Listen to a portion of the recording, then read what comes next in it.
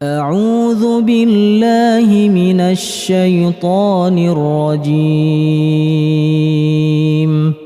بسم الله الرحمن الرحيم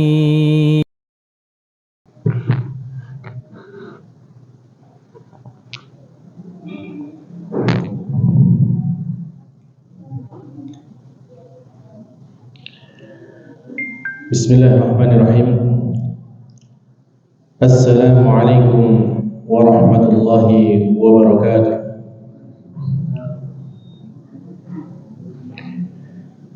Alhamdulillahi rabbil alamin. Ar-Rahmanir Rahim, Maliki yaumiddin. Ilahul awwalin wal akhirin. Wa sallallahu ala nabiyyina amin. Nabiyina Muhammadin wa ala alihi wa ashabihi ajma'in. Wa man tabi'ahum bi ihsanin ila yaumiddin, amma ba'd. Alhamdulillah, ma'asyiral muslimin, jamaah Masjid Babus Salam yang dimuliakan Allah Subhanahu wa taala. Kita bersyukur kepada Allah Subhanahu wa taala atas limpahan nikmat yang banyak kepada kita. Terlebih lagi di kesempatan kali ini kita sudah masuk hari ketiga dan insya Allah sebentar lagi kita akan menyelesaikan puasa kita di hari ketiga bulan Ramadan ini.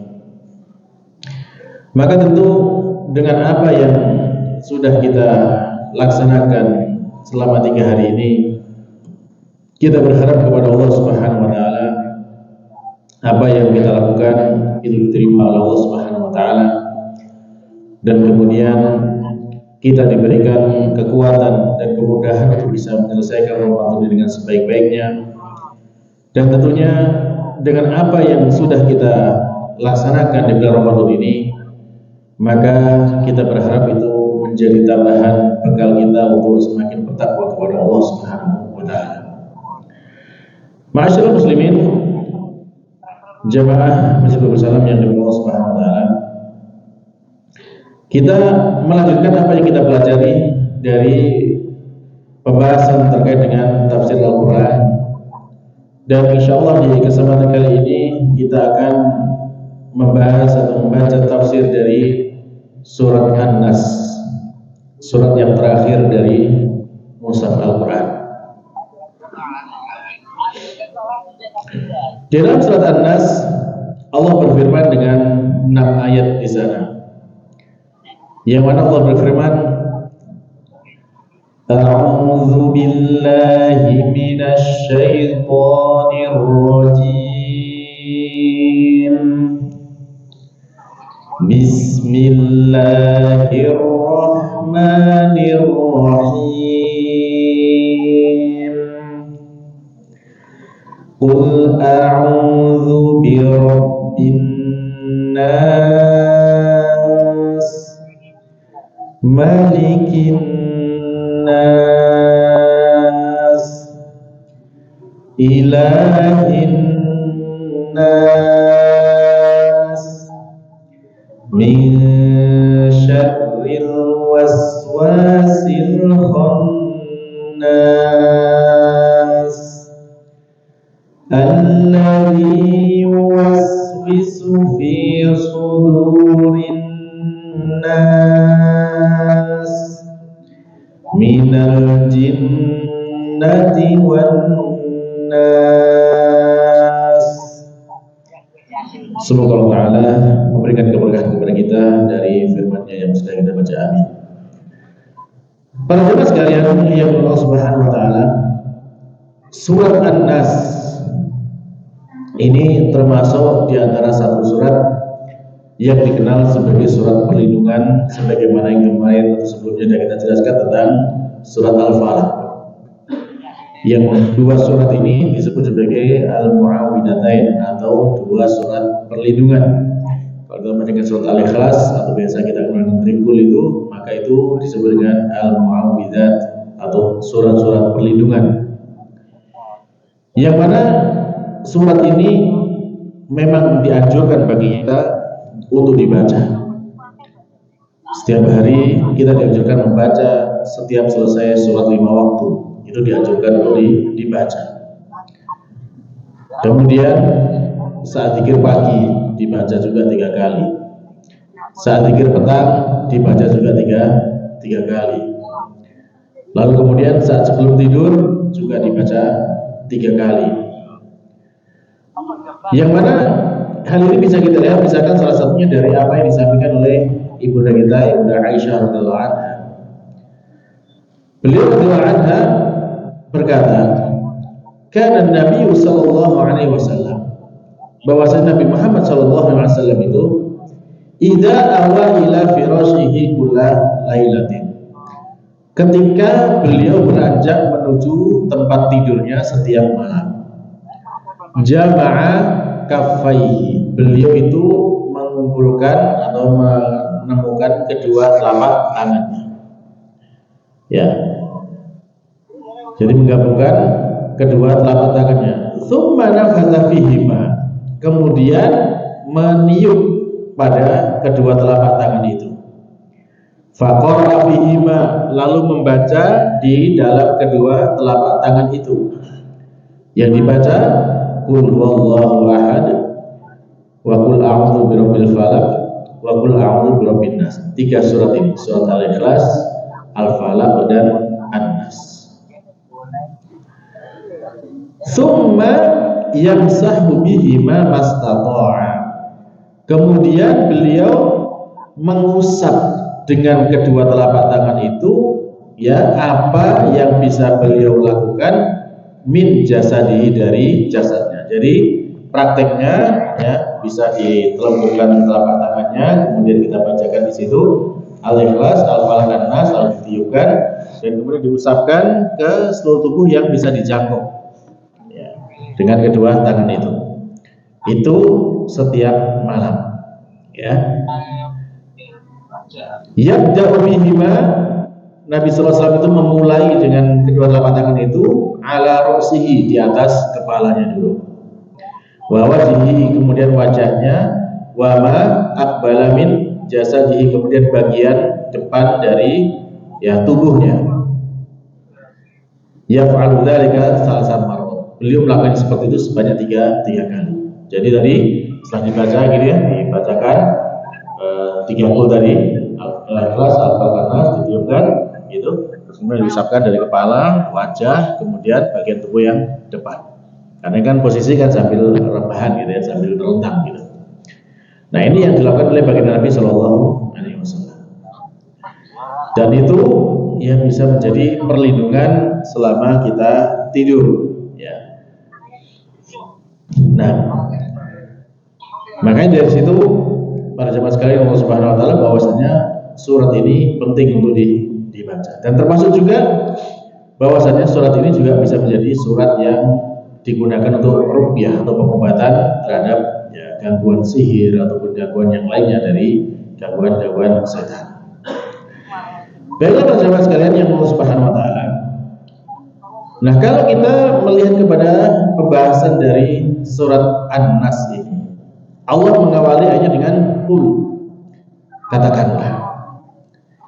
Nah, ini udah sering kita sampaikan ketika Nabi Muhammad SAW itu menyampaikan kepada kita terhadap Al-Quran, ya, Al-Quran yang disampaikan kepada kita oleh Nabi Muhammad. Ketika Allah memerintahkan dengan kata qul, Nabi pun menyampaikan dengan kata qul, tidak dikurangi dan tidak dihilangkan.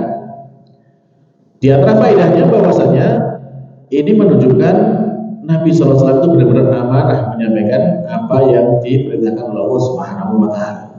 Allah menyampaikan katakanlah, Nabi pun mengucapkan seperti itu, tidak langsung maknanya. Ya, jadi ini, ya, sudah sering kita sampaikan, yang mudah-mudahan paham bahwasanya kan ada orang-orang yang menganggap bahwasanya Al-Quran itu adalah terjemahan firman Allah, atau Al-Quran itu, ya, bisa dikatakan sebagai kesepakatan antara malaikat Jibril dan Nabi Muhammad. Ada yang mengatakan seperti itu. Yang jelas tidak, ya, tidak demikian. Yang pasti Al-Quran itu dari Allah Subhanahu Wa Taala, baik huruf maupun, ya, lafadznya. Sehingga ketika Allah memerintahkan Nabi Muhammad untuk mengatakan kul, ya, disampaikan kul. Dan kul di sini juga bisa bermakna sebagai, ya, petunjuk, atau arahan atau bimbingan terhadap apa yang harus dilakukan. Dan kemudian Allah mengatakan firman-Nya, a'udzu, aku berlindung, bi rabbin nas, kepada Rabbnya manusia. Di dalam firman Allah Ta'ala ini Allah menggunakan kata a'udzu, yang mana kata a'udzu ini Allah sebutkan di dalam fi'il apa? Fi'il apa ini? Ada yang sudah pernah belajar bahasa Arab? Kata a'udzu termasuk fi'il apa? Fi'il mudhari'. Ya, fi'il mudhari' itu maknanya adalah untuk sekarang dan yang akan datang. Sehingga di sini bisa kita pahami perintah kita untuk berlindung kepada Allah Subhanahu wa taala itu cukup sekali atau harus terus-menerus? Terus-menerus. Ya. Jadi dalam kita memohon perlindungan kepada Allah Subhanahu wa taala itu ya sekarang dan seterusnya. Ya. Jadi memang itulah yang diajarkan oleh Nabi Muhammad SAW dan diajarkan oleh Allah Subhanahu wa taala dalam firman-Nya ini dengan digunakan fi'il mudhari' a'udzu, yang bermakna bahwasanya di situ adalah sesuatu yang terjadi terus-menerus.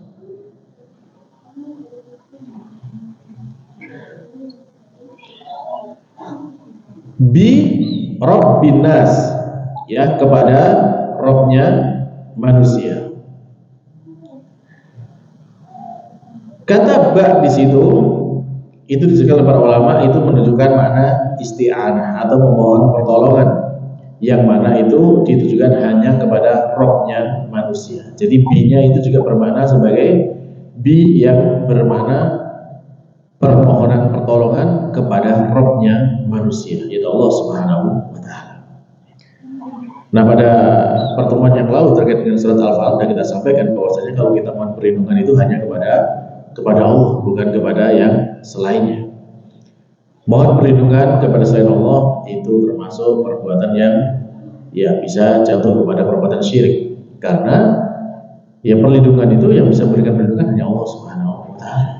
Maka kita tidak boleh kemudian memalingkan permohonan ini kepada selain Allah Subhanahu wa taala. Lalu Allah menyatakan Rabbin nas. Allah menggunakan kata Rabb. Kata Rabb ini para jemaah, Rabb ini secara bahasa itu kan dia sebenarnya dari kata Robib. Kan ini bentuk isim fa'il. Jadi kalau belajar bahasa Arab itu ada yang namanya isim fa'il, ada pekerjaan, ada pelakunya. Ya, jadi kalau misalkan menulis, orangnya disebut penulis, kan gitu kan? Ya, misalkan apa? Pekerjaan apa? Membaca, orangnya pembaca, misalkan seperti itu. Ya. Atau memukul, orangnya pemukul. Nah, itu. Jadi itu namanya pelakunya itu kalau dalam bahasa dengan isim fa'il. Nah, dalam kata Rabb ini sebenarnya juga terbentuk dari isim fa'il, bentuknya adalah fa'ilun, dari kata robibun. Nah, kata di situ ada dua kali ba, maka kemudian disingkat menjadi Rabb, disyiddakan. Nah, dari isim fa'il ini maka bahwasanya Allah Subhanahu wa taala sebagai Rabb itu dialah Allah yang menciptakan kita. Allah yang memberikan rezeki kepada kita. Allah yang memberikan pertolongan kepada kita.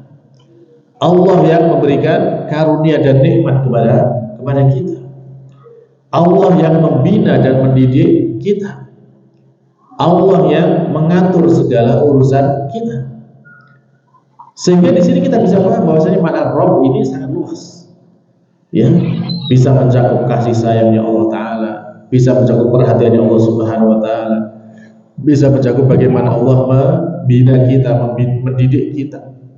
Kemudian juga termasuk kelemah lembutannya Allah Subhanahu wa taala, bagaimana Allah menjaga kita, mengurusi segala keperluan kita. Itu termasuk makna dari kata Rabb ini. Sehingga kalau kita memiliki Rabb, ya, makanya dalam banyak doa Allah Subhanahu wa taala itu kan mengajarkan banyak doa dalam Al-Quran dengan kata Rabbana. ya, atau Rabbi firli, Rabbana la tu'akhidna, ya. Banyak doa-doa yang diawali dengan Rabbana atina fid dunya. Ya, karena Rabb, kata Rabb itu mencakup semua makna itu tadi. Ya. Sehingga layak kita memohon kepada Allah Subhanahu wa taala dengan menyebut nama Rabb itu. Lalu bi Rabbin nas, kata an-nas, ya. Kata an-nas diawali dengan alif lam. Yang dalam kaidah tafsir bahwasanya alif lam ketika masuk ke dalam isim jenis maka itu bermakna istighraq, keseluruhan manusia. Artinya apa? Artinya bahwa seluruh manusia, baik manusia yang pertama sampai yang terakhir tadi, apakah dia orang yang Islam, apakah dia orang Muslim, atau orang kafir atau musyrik, sejatinya Tuhannya itu adalah sama. Meskipun mereka mengaku punya banyak Tuhan, tapi itu bukan Tuhan yang sebenarnya. Karena Tuhan sebenarnya itu hanyalah Allah Subhanahu wa taala. Sehingga di sini ketika Allah menyebut bi Rabbin nas, maka itu maknanya adalah mencakup keseluruhan manusia. Tuhannya ya sama, itu Allah Subhanahu wa taala. Tidak ada manusia yang dia itu boleh menyembah atau boleh memiliki Tuhan selain Allah Subhanahu wa taala. Sehingga kalau ada orang atau manusia yang mengatakan dia punya sesembahan selain Allah, bisa diterima kan? Tidak bisa, karena mencakup di sini adalah seluruh manusia. Ya, seluruh manusia Tuhannya sama, itu kepada Allah Subhanahu wa taala. Baik. Lalu Allah Subhanahu wa taala melanjutkan firman-Nya, yaitu Malikin Nas. Malik yaitu raja. Allah adalah raja manusia.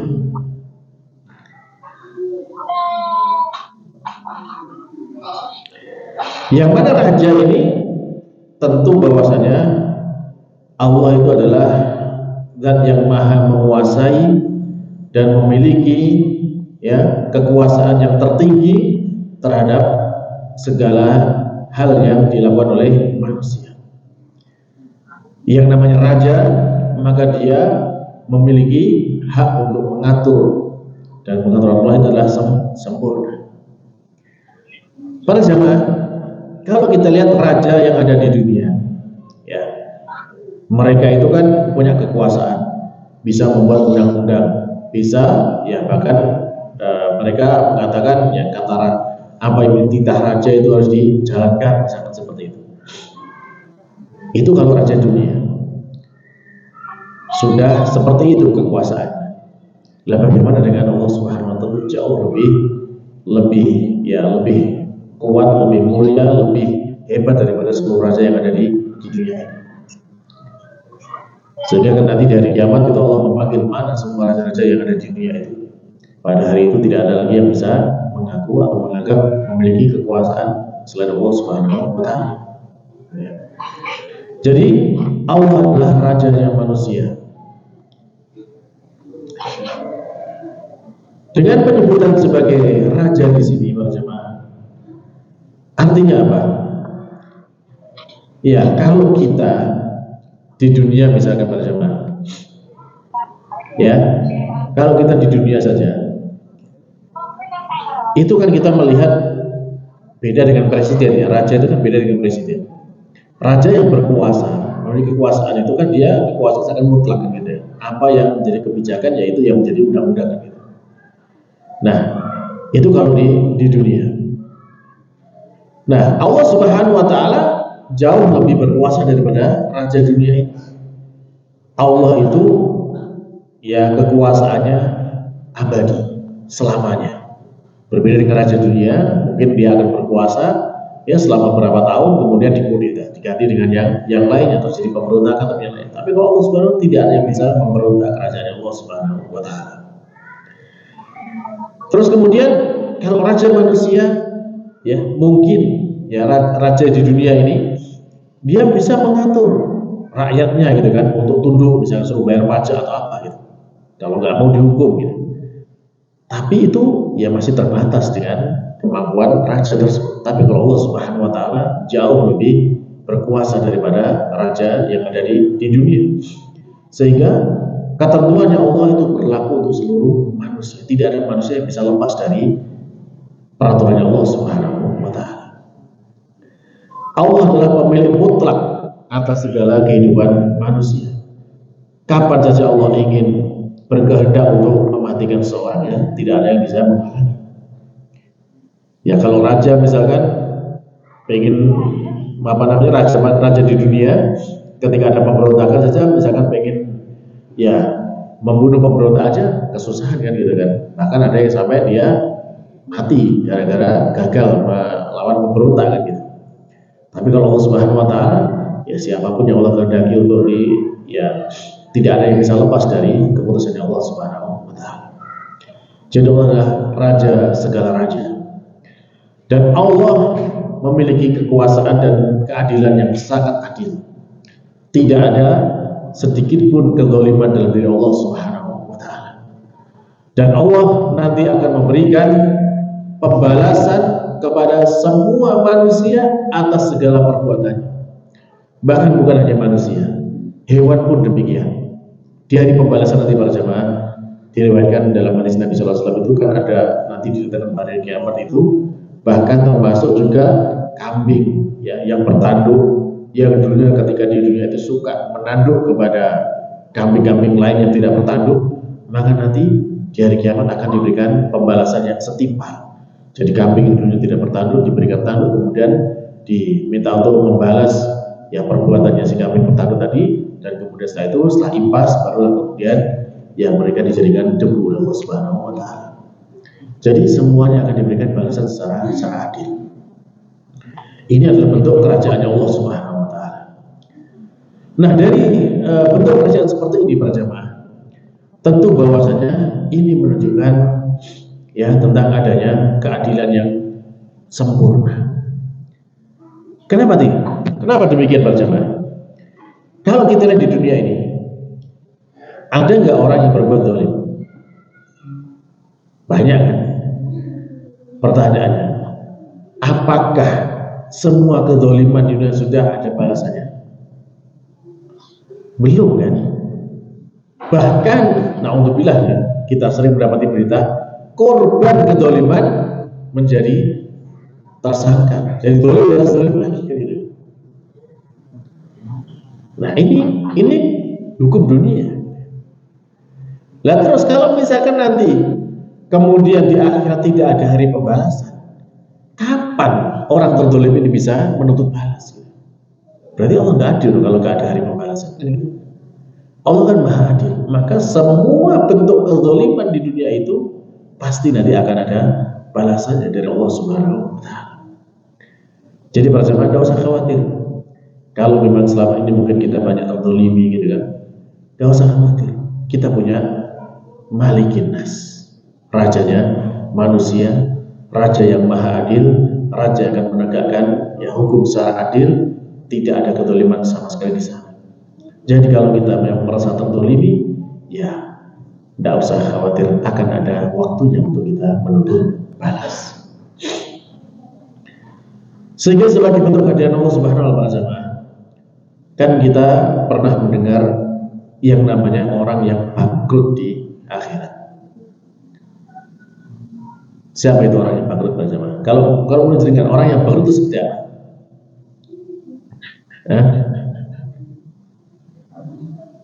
Nabi SAW pernah bertanya kepada para sahabat, "Atadruna minal muflis?" Tahukah kalian siapa itu orang yang bangkrut?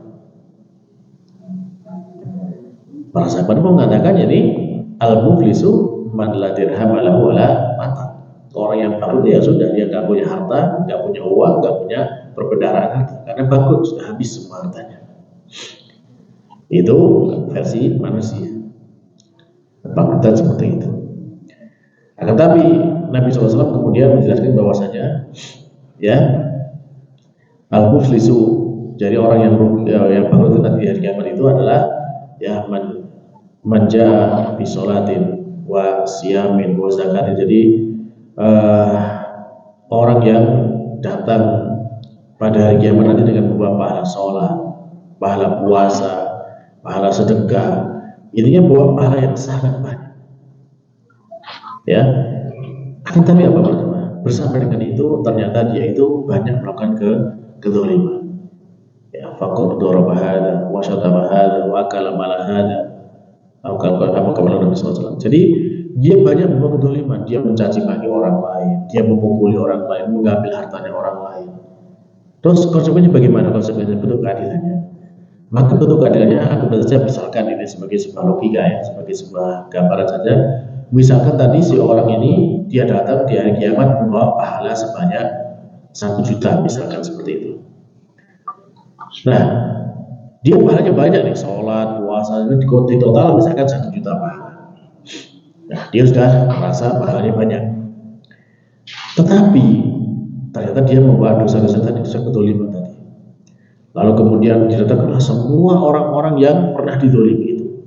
Misalkan ternyata si A pernah dipukul sama orang tadi ini. Maka kemudian dihitung pukulannya itu dan nilainya berapa. Misalkan nilai 10, maka diambilkan dari 1 juta itu, diambil 10 dikasihkan kepada si A. Jadi pahalanya dikurangi dikasihkan kepada si A. Karena nanti di hari kiamat tidak ada yang berharga, uang nggak berharga pada zaman. Jadi sebanyak apapun uang itu nggak akan berharga. Yang berharga adalah pahala, ya, pahala dan dosa. Sehingga kemudian nanti datang lagi si B, dia pernah diapakan, diambil hartanya, misalkan diambil hartanya misalnya berapa, 500.000 misalkan, dikembalikan, dapat pahala tadi diambilkan dari orang tadi, dari 500.000 dikasihkan kepada ya si B tadi, terus seperti itu sampai kemudian habislah pahala dari orang tadi. 1 juta itu habis dibagi-bagikan kepada orang yang pernah dizalimi. Nah, terus ternyata bagaimana? Ternyata masih ada orang lain yang dizalimi. Terus gimana solusinya Pak Jamaah? Solusinya adalah orang yang dizalimi tadi diambil dosanya, diberikan kepada orang yang berbuat zalim tadi. Dan coba bisa dengan bayangkan betapa ruginya, betapa dia sudah datang dengan bawa banyak pahala, ternyata habis nanti di sana, bahkan dia ditambah dosa-dosa orang lain yang pernah dizalimi. Maka ini benar-benar orang yang bangkrut nanti pada hari kiamat. Maka tentu di sini menjadi hal yang perlu kita khawatirkan bersama, karena dosa kezaliman itu adalah dosa yang berat. Ya. Jadi kalau jenengan merasa ada yang berbuat zalim, nggak usah khawatir, karena kita memiliki raja di raja, ya, raja yang paling agung, raja yang paling adil itu Allah Subhanahu wa Ta'ala.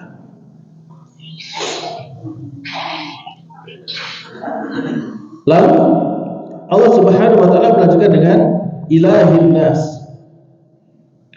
ya, sesembahan manusia. Para jamaah, manusia itu pada dasarnya kan memang dia kan diciptakan dari tanah ini.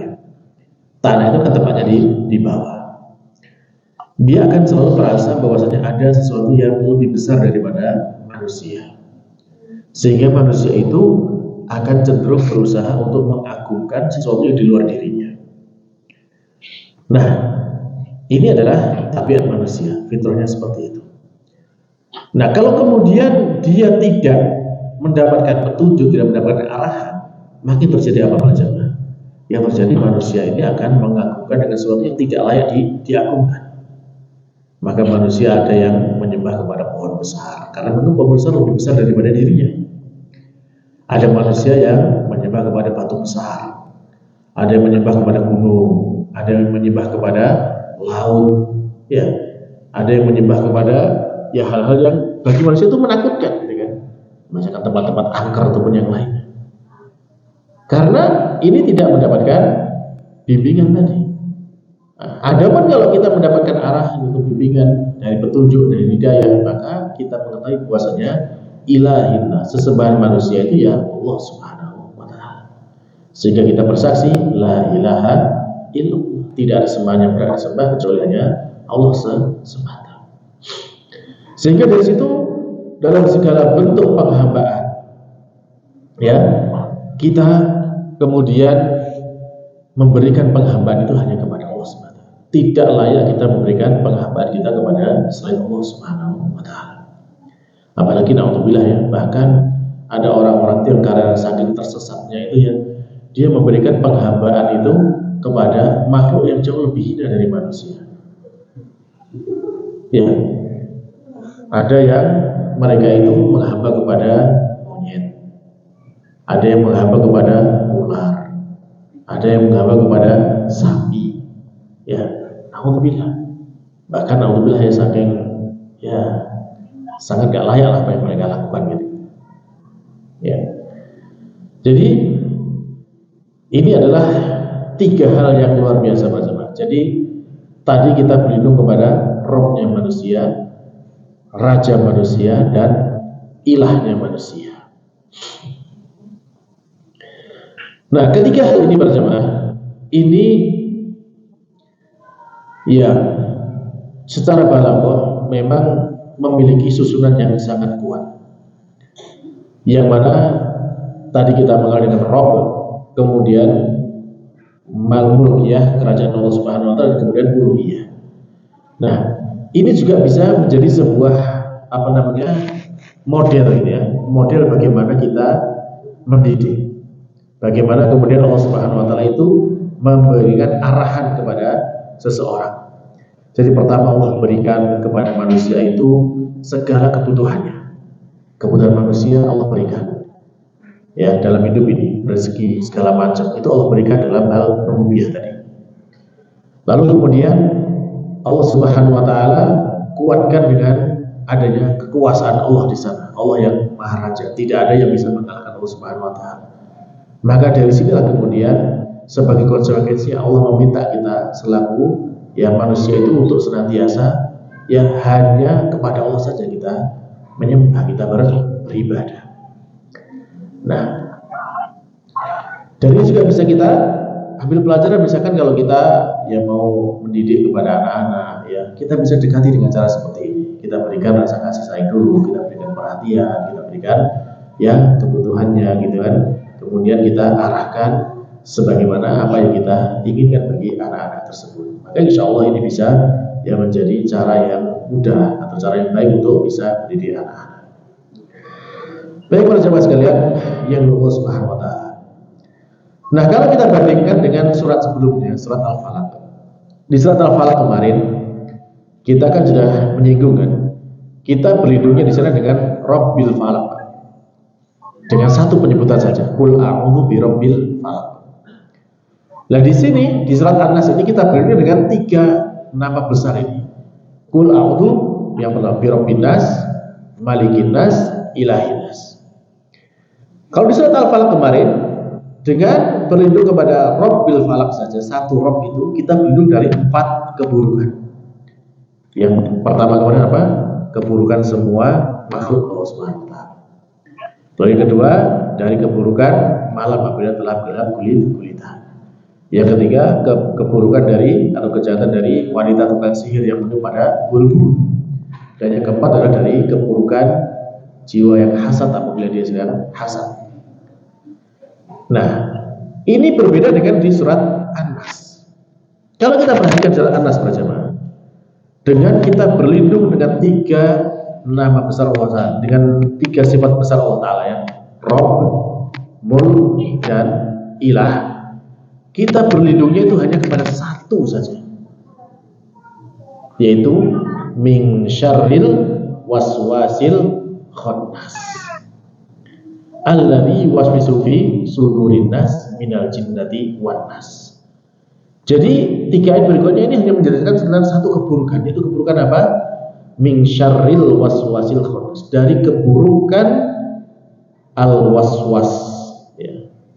Keburukan waswas, min syarril waswasil al-khannas yang bersembunyi. Nah, maka di sini ini para ulama menjelaskan bahwasanya ternyata bisikan ya waswas khannas ini ya, ini juga mengandung bahaya yang besar. Sehingga untuk menyelamatkan diri kita dari waswas tersebut, kita butuh berlindung kepada 3 sifat Allah tadi, Rabb, Malik, dan Ilah. Karena yang kita hadapi ini musuh yang nyata. Ya. Inna syaitana kana lakum aduwwa fattakhidhuhu aduwwa. Setan itu bagi kalian memang dia adalah musuh, maka jadikan dia musuh yang nyata. Ya. Dan musuh ini para jamaah, ya, apakah kita bisa melihatnya? Bisa kita melihat setan? Tidak. Tapi dia nyata, mengganggu dan menjerumuskan kita. Makanya kemudian ya kita butuh kepada perlindungan yang besar, yaitu dari Allah Subhanahu wa taala. Min syarril waswasil khannas. Dan kata waswas para jamaah, waswas ini kalau dalam bahasa Arab itu kan istilahnya itu ya sesuatu yang samar. Sesuatu yang samar. Dan itu tidak nampak gitu kan, tidak nampak, tersembunyi, samar-samar, dan itu memberikan pengaruh. Jadi lembut, terus itu diulang-ulang, berulang gitu kan, dan tidak terlihat tapi ada pengaruhnya. Ini namanya was-was. Jadi was-was itu kalau bahasa kita bisikan lah gitu ya, bisikan-bisikan yang membisikkan ke dalam jiwa kita.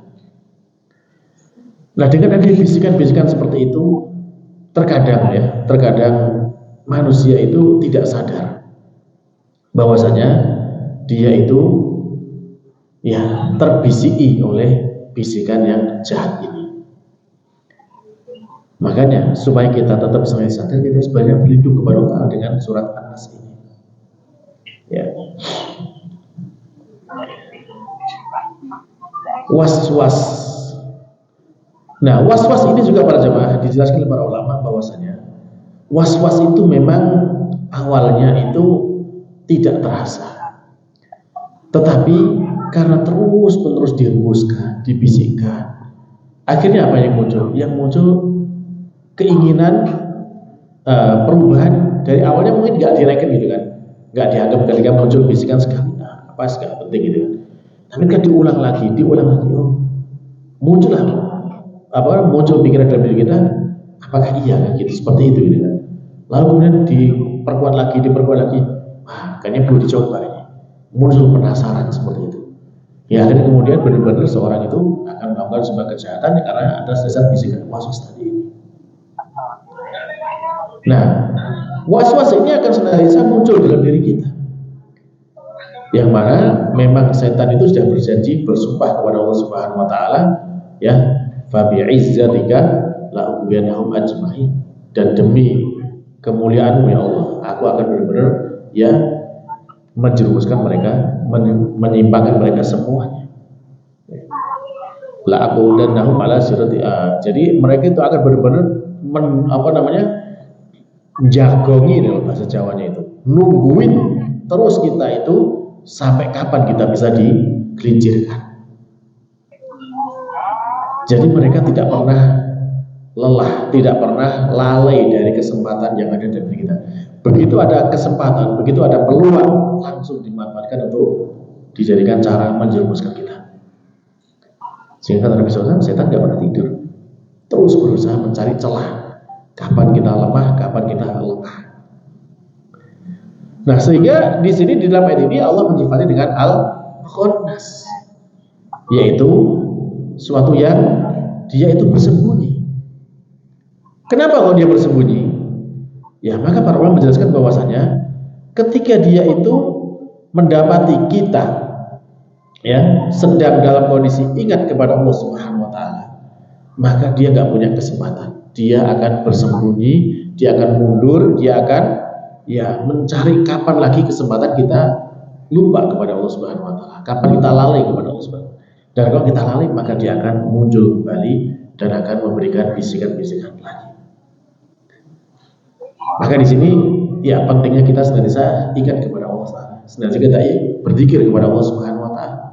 Yang mana dijelaskan bahwa zikir itu bisa menjadi benteng kita yang akan melindungi dari serangan musuh. Ya, seperti inilah kondisinya, bahwasanya setan akan senantiasa mencari celah, mencari kesempatan kapan kita lalai, maka dia akan muncul lagi. Dan dia itu ya seperti itu tadi, datangnya sembunyi-sembunyi, membisikkan dengan sesuatu yang seakan-akan itu membuat kita senang gitu kan, membisikkan sesuatu yang seakan-akan itu ya membuat kita bahagia gitu kan, membisikkan sesuatu yang seakan-akan nanti itu yang menjadikan kita tuh akan menjadi seorang yang hebat gitu. Contoh yang pertama saja, korban was-was yang pertama siapa? Nabi Adam kan gitu ya. Nabi Adam dan ibunda Hawa di surga kan gitu kan. Semua kenikmatan silakan dinikmati, fasilitas lengkap di sana, apapun yang diinginkan tersedia kan gitu. Tapi cuma satu syarat, tidak boleh mendekati pohon, salah satu pohon di surga. Wala taqrabu hadhihi syajarah. Coba gimana kira-kira bisikan-bisikannya setan ini bisa mempengaruhi Nabi Adam? Nabi Adam itu kan Allah aja kan menciptakan dengan kedua tangannya gitu kan. Dia tahu betul bagaimana kuasa dan hidup di surga dengan penuh kenikmatan seperti itu. Tapi kok coba bagaimana kok bisa sampai terkena ya istilahnya was-wasnya setan ini. Jadi di dalam Al-Quran setan itu mengatakan inilah gua menasihi. Dia mengatakan aku ini kepada kalian berdua itu orang yang beri nasihat. Kalau memberi nasihat itu kira-kira baik atau tidak? Bahasanya setan seperti itu. Laminan nasihin, aku benar-benar berikan nasihat gitu kan. Ya. Terus apa? Kalau nanti kamu ya makan dari pohon itu, kamu itu nanti akan menjadi malaikat. Ini bisikan yang baik gak? Kenapa kalau seperti itu? Karena dia merasa setan kan lebih duluan di sana kan, di surga kan gitu kan. Nah, lebih dulu di sana sehingga kemudian dia bisa kamu makan itu nanti kamu jadi malaikat. Gitu. Nah, kalau gak jadi malaikat terus gimana? Ya kamu akan menjadi orang yang kekal, tidak akan pernah binasa. Itu kata siapa? Kata iblis kan gitu kan, sebagai gembongnya setan yang khannas itu. Nah dengan bisikan-bisikan seperti itu kan muncul perasaan penasaran kan gitu kan. Akhirnya begitu ya.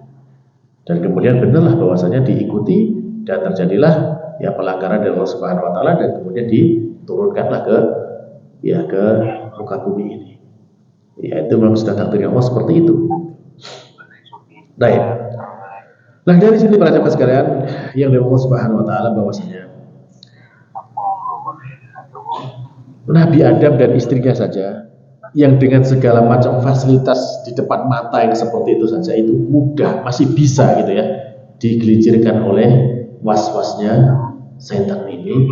Lah bagaimana kita yang mungkin dalam hidup kita ini banyak kekurangannya kan gitu ya. Banyak kekurangannya, maka ada kalanya kalau kita lupa kepada Allah Subhanahu wa taala, mudah sekali setan itu masuk kepada kita. Dan setan itu akan berada diri kita di mana-mana. Berada di aliran darah kita. Ya, setan itu akan ya mengikuti aliran darah kita. Sehingga dia tahu kapan kita ingat kepada Allah dan kapan kita lupa kepada Allah Subhanahu wa taala. Dan kalau kita sudah lupa, maka dia akan segera membisikkan was-wasnya. Dan dari surat Anas ini para jemaah, ya, kita bisa melihat dari awal sampai akhirnya surat itu kan Allah. Coba kalau jangan dengar surat Anas tadi, yang paling banyak sering didengar itu huruf apa dari surat Anas ini? Huruf sin kan gitu kan? Huruf sin. Dan kalau kita merenungkan kenapa huruf sin paling banyak di dalam surat An-Nas ini? Karena memang sifat dari huruf sin itu ya mirip-mirip dengan seperti itu. Dalam ilmu tajwid, huruf sin ini kan dia makhrajnya saja itu di sofir. Ya, sofir itu di belakang dua gigi, ujung lidahnya berada di belakang gigi ya, di belakang gigi seri. Tidak menempel di situ. Sehingga dia itu ringan. Terus kemudian sifatnya dari huruf sin yang dominan adalah hams. Hams itu ada aliran udara. Hams. Nah, dan sifatnya dia bukan syiddah, bukan yang memaksa gitu kan. Ya. Jadi makanya kemudian ini juga menjadi gambaran tentang bagaimana ya kemudian huruf sin ini banyak berada di surat An-Nas karena selaras dengan sifat daripada al-waswas tadi. Dia tidak keras, ya, tidak frontal, dia sabar gitu kan, mencari kapan celahnya gitu, sabar gitu kan. Lalu kemudian tidak terlihat karena hambes ini kan hanya aliran udara, itu sebenarnya tidak ada suaranya. Jadi bunyi itu adalah hambes, jadi aliran udara saja. Ya. Dan kemudian dia akan bisa mempengaruhi secara halus kepada manusia. Makanya disitulah kemudian ya hal ini menunjukkan bahwasanya was-was itu memang terus akan ya mempengaruhi dalam kehidupan kita. Baik. Nah, dari was-was ini juga para jemaah, maka ini ya banyak kemudian menjadikan manusia itu ya tergelincir dan ya mereka jauh dari jalan yang benar. Sebabnya apa? Karena adanya was-was dari setan tersebut. Ya kalau was-was yang paling berbahaya ketika was-was ini sudah bisa menjadikan seseorang itu sampai berbuat kesyirikan, menyembah kepada selain Allah Subhanahu wa taala, bahkan sampai kemudian murtad dari Islam. Nah, ini kan ya kalau dengan mungkin pusing gitu ya para jemaah. Kan kita juga merasa miris gitu ya dengan was-wasnya setan ini kan luar biasa ya. Ada ya, nggak hanya satu ternyata ya, ada beberapa dari kalangan ya mungkin kalangan orang terkenal ya di negeri kita ini gitu kan. Ketika sedang menjalani ibadah umroh gitu ya, umroh di tanah suci, kira-kira ada nggak was-was dari setan sana? Ada. Bahkan was-was yang dihembuskan itu gitu kan. Ada yang cerita bahwa ketika di sana itu kok dia merasa kayak melihat ini ya melihat sosok Yesus gitu, katanya seperti itu gitu kan, di atasnya Ka'bah, mengajak dia kepada Yesus. Akhirnya pulang umroh murtad. Ini dari mana? Dari was-was kan dia. Terus ada juga orang lain, beda orang. Ketika umroh dia pengen mencium Hajar Aswad. Dia berusaha, kok susah gitu kan, ditabrak orang sana sini, tabrak orang, kesulitan seperti itu. Akhirnya kok dia merasa, wah ini kayaknya nggak benar seperti ini gitu kan. Terus dia dibisiki sama was-was tadi, yang benar tuh yang kasih, yang kayak gini. Akhirnya dia murtad. Jadi pulang malah murtad gitu ya. Nah ini kan alhamdulillah ya. Nah ini memang luar biasa was-wasnya. Ya memang dari awalnya ya, seperti tadi kan jelas ilmunya kan kurang gitu ya. Dengan ilmu yang kurang itu maka dia menjadikan mudah untuk diganggu sama diberikan was-was tadi. Ya kalau ilmu yang mantap ya kita bisa membedakan mana ini bisikan was-was setan ataukah ini bisikan yang benar gitu. Nah, maka ini juga penting sekali ya untuk supaya kita terhindar dari was-was ini. Ya tadi harus punya ilmunya gitu kan. Dan yang kedua ya diamalkan tadi benteng-bentengnya tadi, zikir kepada Allah Subhanahu wa taala. Min syarril waswasil khannas alladzi yuwaswisu fi sudurin nas. Ya, yang mana kemudian khannas itu dia memberikan was-was itu di dada manusia. Alladzi yuwaswisu fi sudurin nas, yang membisikkan kejahatan dalam dada manusia. Yang tentunya bahwasanya yuwaswis ini kan fi'il mudhari lagi. Berarti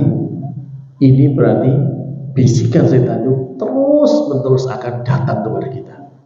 Tidak berhenti satu kali tidak, tapi dia akan terus-menerus dilakukan. Ya. Dan dalam satu keadaan kalau misalkan dia tidak berhasil, dia akan pindah ke keadaan berikutnya. Terus seperti itu. Nah kalau seperti ini para jemaah, kita patut waspada nggak dengan seperti ini? Ya harus waspada gitu kan. Nggak bisa kita kemudian merasa santai-santai, merasa aman dari yang namanya godaan setan ini. karena dia terus tidak pernah capek, tidak pernah lelah, tidak pernah tidur, ya, untuk bisa menyesatkan kita, menjerumuskan kita. Tadi yang paling besar, ya, tujuannya adalah menjadikan seorang itu murtad, keluar dari Islam atau berbuat kesyirikan. Kalau nggak bisa, maka orang itu akan digiring supaya dia melakukan perbuatan yang bid'ah, perbuatan yang tidak ada contohnya dalam agama. Kalau nggak bisa, baru digiring untuk perbuatan maksiat. Kenapa kok kemudian bid'ah lebih duluan daripada maksiat? Karena bid'ah ini termasuk sebuah dosa yang susah ditobati, para jemaah. Karena apa? Karena orang yang melakukan itu merasa benar. Dia merasa beribadah, merasa melakukan ibadah, tapi salah. Sehingga orangnya susah untuk bertobat. Beda dengan maksiat. Maksiat itu kalau ketahuan dia akan mudah untuk bertobat. Tapi kalau bid'ah sudah diingatkan, tetap saja akan dikerjakan terus. Lalu kalau kemudian tadi diajak kepada maksiat, kalau nggak bisa diajak kepada perbuatan yang sia-sia, perbuatan yang nggak ada pahalanya, menghabiskan waktu untuk hal yang sia-sia. Ya misalkan seperti ini ya, di bulan puasa seperti ini gitu kan. Ya ketika misalkan nggak bisa diajak berbuat maksiat saat berpuasa itu, maka dikasih diajak untuk melakukan perbuatan yang tidak ada manfaatnya. Nah kalau nggak bisa juga, maka akan diajak kepada perbuatan yang kurang utama. Jadi misalkan dalam satu waktu ini jam segini misalkan seperti itu, kan jadi kan punya pilihan ini kan, bisa ngaji, kan gitu ya, sambil nunggu berbuka. Terus juga mungkin bisa jadi kan, ya jualan gitu kan. Bisa ada, ya misalkan di waktu yang sama ini mungkin ada yang jalan-jalan gitu kan. Nah, ini kan nilai pahalanya kan berbeda-beda, tergantung dengan mana orangnya kan gitu kan. Nah, maka kalau misalkan setan sudah nggak bisa mengajak orang itu untuk tadi yang pertama syirik, kemudian bid'ah, kemudian maksiat, kemudian kepada sesuatu yang sia-sia, maka ini akan dibawa kepada sesuatu yang nilainya lebih rendah. Jadi misalkan kalau misalkan perbuatan A itu nilai pahalanya 100, perbuatan B nilainya 50, perbuatan C nilainya 10, akan digiring kepada yang nilai terendah.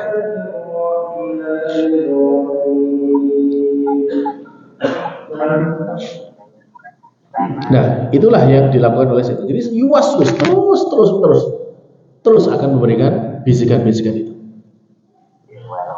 Jadi setan terus akan menggoda, tidak akan pernah bosan. Dan yang dijadikan tempat untuk memberikan wasiat ada di sudur, ya, ada di dada. Nah, ketika Allah menyebutkan fi sudurin nas, dalam dada manusia, kenapa kok disebutkan dada? Kok bukan disebutkan dengan hati? Kenapa bukan fi qulubin nas gitu, seperti itu? Kenapa yang disebutkan adalah dengan dada? Jadi para jemaah, kalau kita memahami makna ini ya,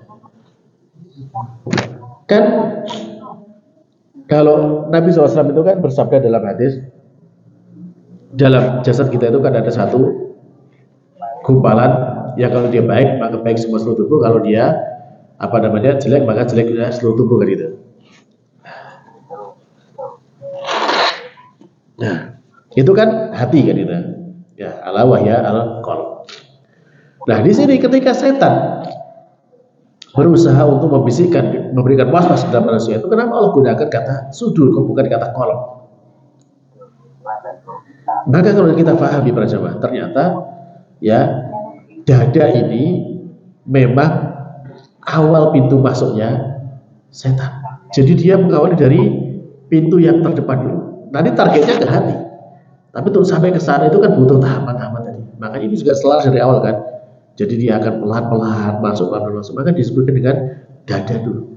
Jadi dari dada itu ya, ini adalah gerbang luar ya. Lalu kemudian kalau dia di situ bisa lolos, masuk lebih ke dalam lagi. Sehingga kemudian nanti akan bisa menetap di dalam hati manusia. Ya. Maka itu ya kemudian target utamanya setan dari dalam membisikkan was-wasnya. Nah, kemudian dada manusia sendiri itu itu juga bisa menjadi simbol kelapangan ataupun kesempitan jiwa manusia itu. Kan Allah menyatakan dalam Al-Quran, Allah berfirman itu, wa may yurid ayyudillahu yaj'al sadrahu dayyqan harajan ka'annama yas'adu fis sama. Jadi barang siapa yang Allah kehendaki untuk disesatkan, maka dia akan jadikan darinya itu terasa sempit lagi sesak, seakan-akan dia naik ke atas langit kan gitu. Nah, ini kalau memang orang yang dikehendaki akan sesat Allah Subhanahu wa taala. Sehingga dasarnya terasa sempit, terasa sesak. Nah, terasa sesaknya itu karena yang sudah tadi dikuasai sama setan yang sudah masuk ke dalam dada tadi. Ya. Maka inilah diantara faedahnya bahwasanya memang ya was-was itu akan dibisikkan masuk ke dalam dada manusia. Kemudian kalau dia tidak diatasi, tidak dibentengi dada itu, maka kemudian setan akan mengendap di dalam hati. Ya, kemudian dari hati itu maka akan nanti berubah menjadi keinginan atau niat, dan niat itu kalau diwujudkan menjadi sebuah perbuatan, dan perbuatan itu kalau diteruskan akan menjadi kebiasaan gitu kan. Dari kebiasaan kalau dilakukan dia akan menjadi sebuah karakter atau sikap yang itu menjadi sikap yang tidak baik. Nah, inilah kemudian Allah menyebutkan ya alladzi yuwaswisu fi sudurin nas, di dada manusia. Dan kemudian yang terakhir bahwasanya Allah melanjutkan dengan firman-Nya minal jinnati wan nas. Setan yang memberikan waswas ini ternyata ada dari golongan jin dan dari golongan manusia. Berarti ada setan manusia ada. Ya. Nah, mungkin ada yang bertanya pada jamaah. Nah, kalau setan ada yang manusia, setan ada yang jin, terus yang iblis itu bagaimana? Ya. Jadi mungkin bagaimana kita membedakan antara iblis, jin dan setan? Kan ini kan disebutkan di sini. Tadi dari awal kita sebutkan Al-Khannas kan sebagai setan gitu kan. Ya. Nah, sebenarnya setannya apa sih gitu? Setan itu kan diambil dari kata syatona dalam bahasa Arab. Yang maknanya syatona itu adalah sesuatu yang dia itu hanya ingin kepada keburukan. Jadi dia tidak pernah ada istilahnya dalam bahasanya setan itu keinginan untuk baik. Dia pokoknya anti kebaikan. Ya. Dan ini ya menjadi sifat. Jadi sifat keburukan itu sifat setan. Sehingga setan itu ya ada setan manusia, ada setan jin. Semua yang mengajak kepada keburukan itu setan. Bisa dipahami di sini ya. Nah, kalau jin, ya jin itu ada dua pendapat dari ulama ya. Ada yang menjelaskan bahwasanya antara jin dan iblis itu berbeda. Jadi Allah menciptakan jin dan menciptakan iblis. Nah, keturunan iblis itu yang menjadi setan, keturunan jin itu yang ada yang kemudian menjadi pengikutnya iblis, ada yang menjadi pengikut setan. Itu salah satu pendapat. Tapi pendapat yang lebih kuat bahwasanya ya iblis itu juga bangsa jin. Jadi jin juga. Lalu dari keturunannya itu nanti ada yang tetap menjadi setan, yang itu kemudian menjadi pengikutnya iblis, yang dia itu kekal sampai hari kiamat gitu kan. Nah, ada yang kemudian dari bangsa jin ini yang kemudian dia beriman. Dia beriman kepada Allah Subhanahu wa taala. Jadi itu jin, ada yang jin muslim, ada yang jin kafir, gitu kan. Ada jin yang menjadi orang yang taat, ada jin yang taat, ada juga jin yang menjadi setan. Ya, yang memberikan was-was itu dari yang menjadi pasukannya iblis itu, yaitu dari setan yang dari kalangan jin yang memberikan was-was itu. Nah, bisa dipahami di sini ya. Nah, mungkin ada yang bertanya, lah gimana itu kan iblis itu kan jahat gitu kan, kok bisa punya keturunan jin yang menjadi jin muslim gitu, jin yang taat gitu, kok bisa seperti itu? Jangan lupa para jamaah, iblis itu sebelum Nabi Adam menciptakan, dia termasuk makhluk yang taat atau makhluk yang maksiat? Taat. Jadi awalnya iblis itu dia adalah makhluk yang taat, bahkan dikelompokkan oleh kelompoknya para malaikat. Kan gitu. Jadi dia makhluk yang taat semua. Saking taatnya itu sampai seperti malaikat. Begitu kemudian Allah kan maha tahu tentang kondisi iblis kan, di dalam hatinya ada kesombongan, maka kemudian Allah menciptakan Adam, dan setelah kemudian keluar sifat sombongnya itu ya dari hasad, kemudian menimbulkan sombong, dan dari situlah kemudian ya dia berubah yang dari sebenarnya taat menjadi setan. Nah, sehingga kalau dari keturunannya itu masih ada yang kemudian bisa menerima hidayah, menjadi masuk Islam, menjadi muslim, ya tidak ada masalah kan? Karena dari sisi yang sebelumnya itu ada sisi baiknya juga iblis itu. Tapi setelah kemudian diusir dari surga, maka dia ya menjadi setan itu. Yang mana setan itu tidak ada yang namanya sisi baiknya lagi, tidak ada sama sekali sisi kebaikannya. Ya. Sehingga kalau dari keturunannya, ya misalkan kayak manusia aja kan, manusia itu yang menjadi musuh terbesar Nabi Muhammad itu yang dikenal sebagai Fir'aunnya umat ini siapa? Siapa? Musuh terbesar Nabi Muhammad yang diberikan julukan Fir'aunnya umat ini. Fir'aunnya umat Islam ini. Fir'aun yang ada di masa Rasulullah. Abu Jahal. Abu Jahal kan? Abu Jahal kan dia mati kafir kan gitu kan, mati perang Badar kan gitu. Tapi anaknya Ikrimah kan menjadi sahabat kan gitu kan, menjadi mujahid yang membela Rasulullah SAW. Jadi keburukan bapaknya tidak menjadi penghalang untuk dapat hidayah bagi anaknya. Nah itulah ya, sehingga di sini kita bisa paham yang minal jinnati wan nas, ya setan itu yang membisikkan kepada keburukan tadi, berikan was keburukan tadi, itu juga dari golongan jin dan golongan manusia. Dan ini para jamaah ya, setan dari golongan manusia itu ketika dia juga mau mengajak atau istilahnya mempengaruhi orang lain, itu juga menggunakan cara yang sama seperti yang dilakukan oleh setan dari kalangan jin gitu. Ya mungkin ada lah yang mereka menggunakan cara kekerasan gitu ya, memaksa ya. Tapi kebanyakan kan tidak. Misalkan contohnya ketika orang ngajak korupsi gitu, kira-kira bahasanya halus ya? Kan halus kan gitu kan? Ya kita bagi hasil lah gitu kan ya. Kita ada kesempatan ini, ada proyek gitu kan, kita bagi hasil aja kayak gini-gini kan. Bahasanya kan bahasa lembut seperti itu kan. Tapi intinya bagaimana caranya mengkorupsi kan gitu kan.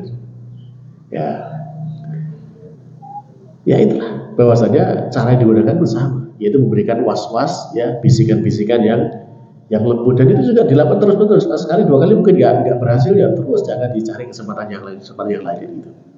Nah, baiklah para jemaah, ya mungkin seperti ini dulu apa yang bisa kita ambil faedah daripada surat An-Nas ini.